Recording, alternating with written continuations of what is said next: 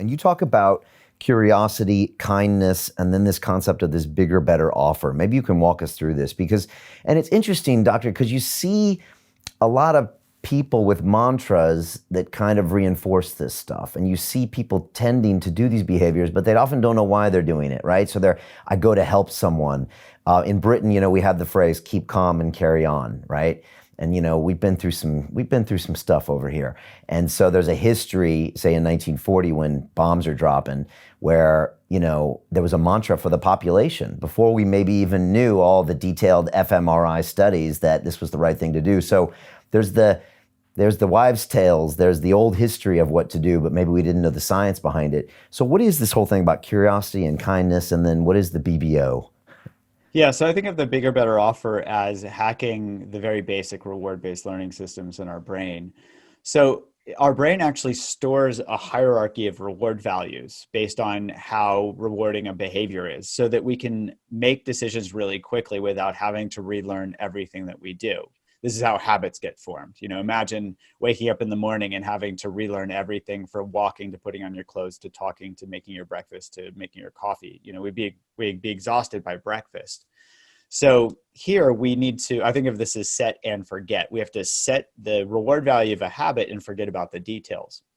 A good example would be eating cake. Okay, so we tend to learn the reward value of cake when we're kids, and we associate not just the taste of cake, not just the caloric value, but the friends, the party, the fun, the presents, and all of that stuff.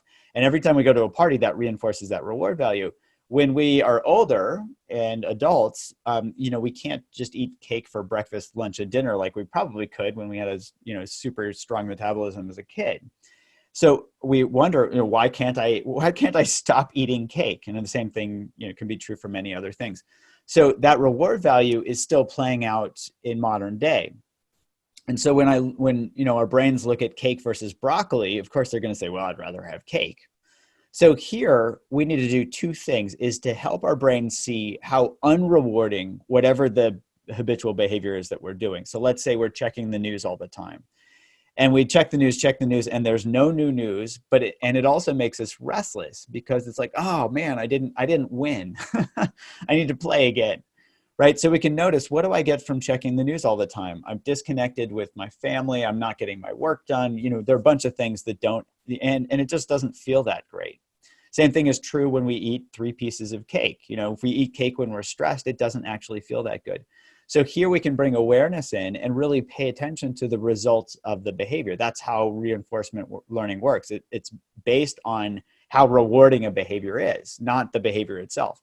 So if we can see, checking the news or eating a bunch of cake when I'm stressed out or anxious isn't actually that rewarding, that opens up the door for this BBO, for the bigger, better offer. And then we can bring something better in, because our brain's going to say, well, what you got? I'm realizing the cake isn't that great when I'm stress eating and all of this.